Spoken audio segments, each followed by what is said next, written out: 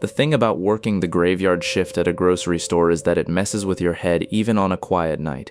The store is too big, the lighting is too bright, and the silence between the hum of the freezers has this strange weight to it, like the building itself is holding its breath. I was 19 years old when I took the overnight position at a large supermarket on the edge of town. My manager told me it would be easy money. Stack the shelves, mop a few aisles, ring up the occasional insomniac buying chips and energy drinks at 2 in the morning. Most nights, that was exactly what it was. Quiet, a little lonely, but manageable. That changed the night I worked alone for the first time. My coworker called in sick. My manager said to just push through. It was a Tuesday, and Tuesday nights were always dead. I'd be fine. So there I was, just me and 10,000 square feet of fluorescent lit shelving, working my way down the breakfast aisle with a cart full of cereal boxes. The automatic doors at the front of the store were loud, embarrassingly loud. Every time they slid open, the sound echoed all the way to the back of the building. I always knew when someone walked in.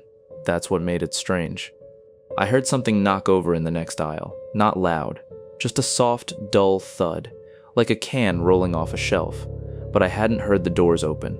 I froze for a second listening. Nothing else. I told myself it was just the building settling, or maybe a product that had been balanced badly finally giving up. I went back to stacking, then I looked up and saw the man.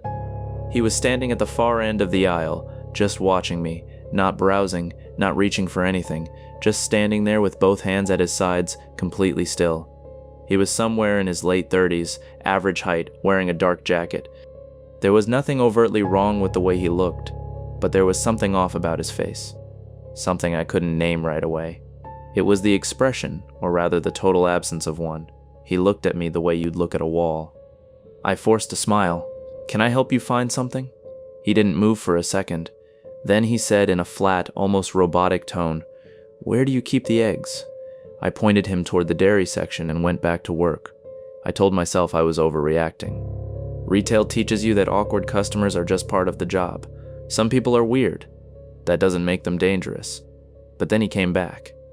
I was pushing my cart toward the storage room when he stepped out of a side aisle and blocked my path. Not aggressively, just placed himself there. He started talking.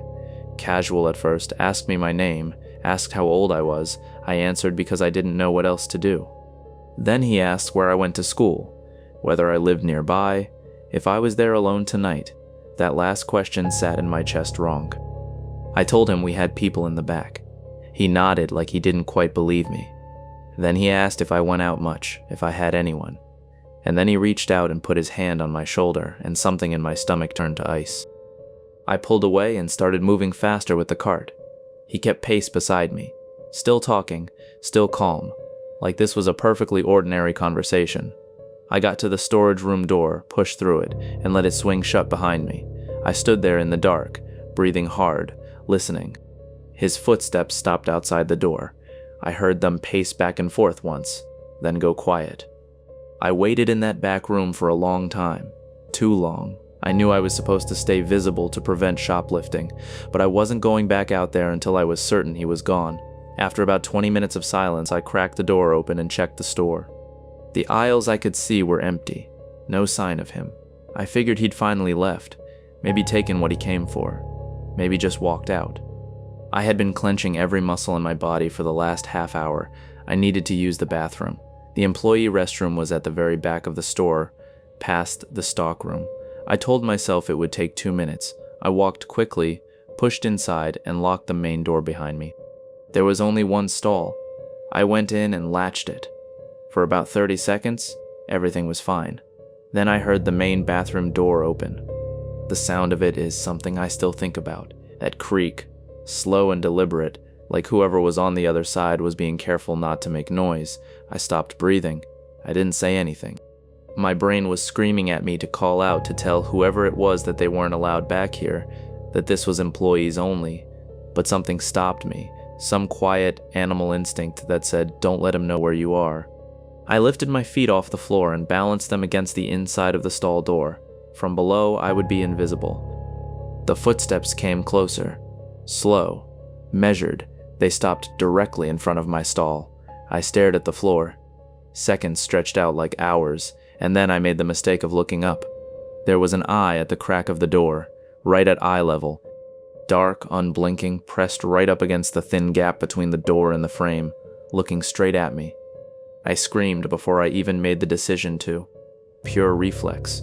In the same moment, I grabbed the box cutter from my apron pocket and jammed it through the crack at head height. I heard a sharp intake of breath and the eye disappeared. I threw my full weight into the door and it burst outward. I didn't look at what was behind it. I just ran. Through the bathroom, through the stockroom, down the main aisle, past the registers and straight out through the automatic doors into the cold night air, where I stood in the empty parking lot and called my manager over and over until he finally picked up. When the police arrived 20 minutes later, the store was empty. No sign of anyone. No eggs left behind. No jacket on the floor, nothing. They swept the whole building.